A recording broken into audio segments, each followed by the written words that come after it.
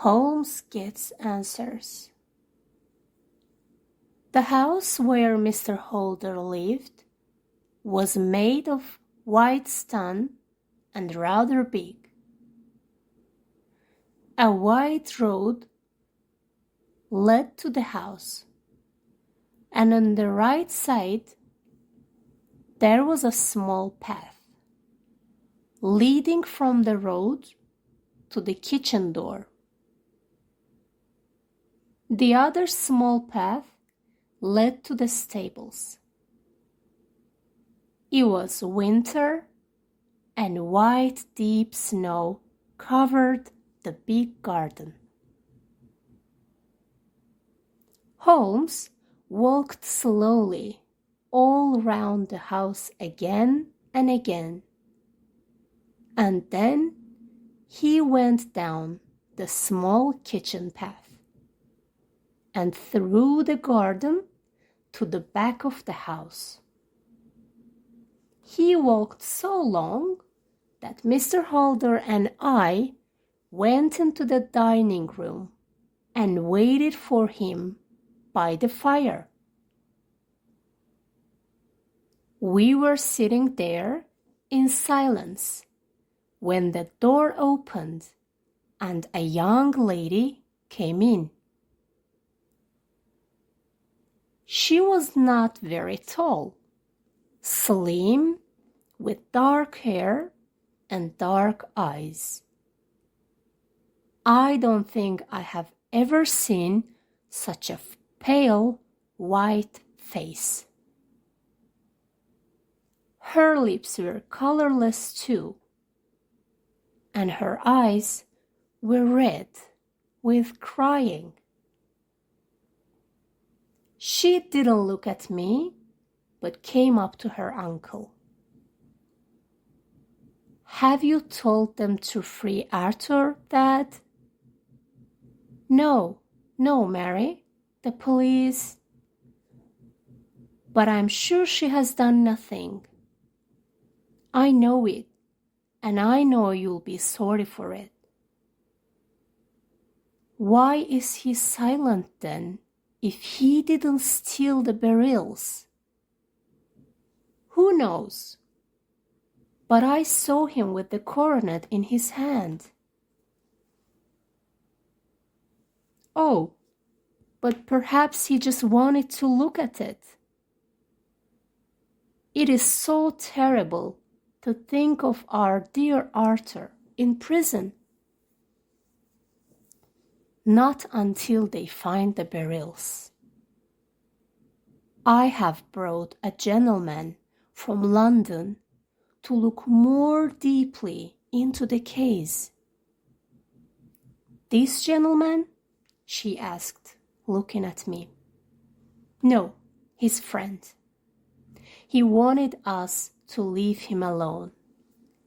He's in the stable lane now. What can he hope to find there?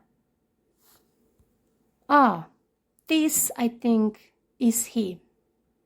I believe, sir, that you will be able to prove that Arthur hasn't done anything. I agree with you, young lady, and I think that we can prove it. I believe you must be Miss Mary Holder. May I ask you 1 or 2 questions? Please do, sir, if it may be of any help. You heard nothing yourself last night.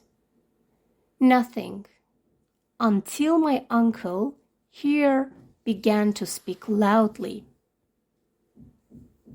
I heard that and came down. You locked the windows and doors the night before.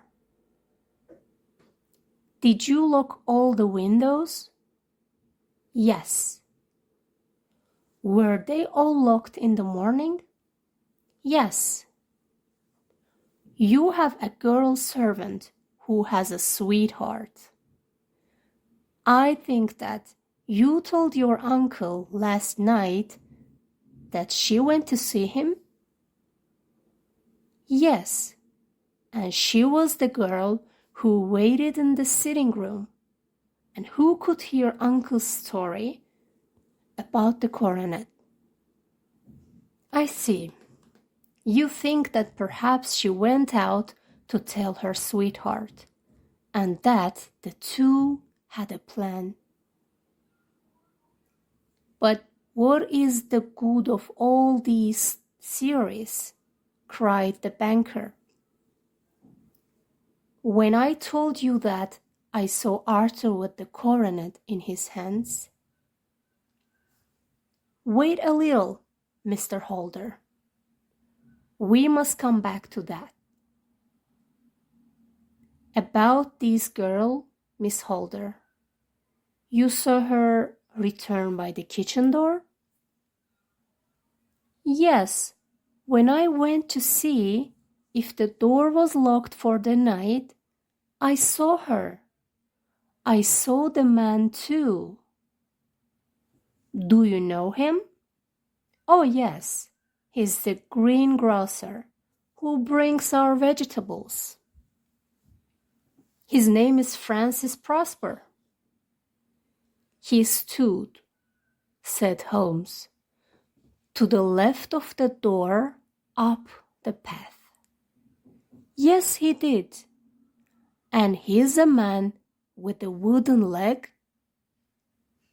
They saw something like fear in the young lady's expressive black eyes. Why, you are like a magician, said she. How do you know that? She smiled, but there was no answering smile in Holmes' thin face, and he said, I would like to go upstairs, then to go over the outside of the house again. But first, I'll take a look at the windows on the ground floor. Holmes walked quickly from window to window. He opened the large one which looked from the hall to the stable lane. He was watching outside. Now let's go upstairs, he said at last. In the banker's sitting room, he came up to the case where the crown was. He studied the lock. He opened the case and took out the coronet. It was bent and one corner was missing. Now, Mr. Holder, said Holmes, will you try to break off the other corner of the coronet? The banker looked very surprised. I won't try, he said. Then I will. Holmes suddenly tried to break the coronet, but with no result. I feel it move a little, he said, but I can't break it. I don't think anyone could. I don't know what to think. It's all dark to me, said Holder. Your son had no shoes on when you saw him? He had his trousers and a shirt. Thank you. Well, I think now I'll go outside. Stay here, because some extra footprints will make the task more difficult. When Sherlock Holmes came back, about an hour later, his feet were white with snow, but he had nothing much to say. I think I have seen now all that there is to see, Mr. Holder. I am going home now. But the Beryls, Mr. Holmes, Where are they? I cannot tell. The banker looked very unhappy. I shall never see them again, he cried. And my son, can you give me any hope? I think she hasn't done anything. Then what happened in my house last night? If you come to me tomorrow morning, I'll be happy to do what can I help you. Are you ready to spend a large sum of money? Anything to get the barrels back. I was sure that Holmes knew the answer to all Holder's questions. But what is a mystery to me. On our way home, I tried to get the answer. But Holmes was quiet and didn't say a word. When we were back home, he hurried to his room and was down again in a few minutes, dressed like a beggar, wearing old, dirty clothes. I was having my tea when he came back. He looked very pleased. I haven't finished yet. I'm going out again in a minute. Where to? Oh, the other side of London. I'll be back late, so don't wait up for me. How are you getting on? Are you having any luck? I asked. Oh, so. I have been to Holder's house. Now I must change back to my own clothes. And off he went again, dressed in his usual way. I waited for him up to the midnight, and then I went to my room.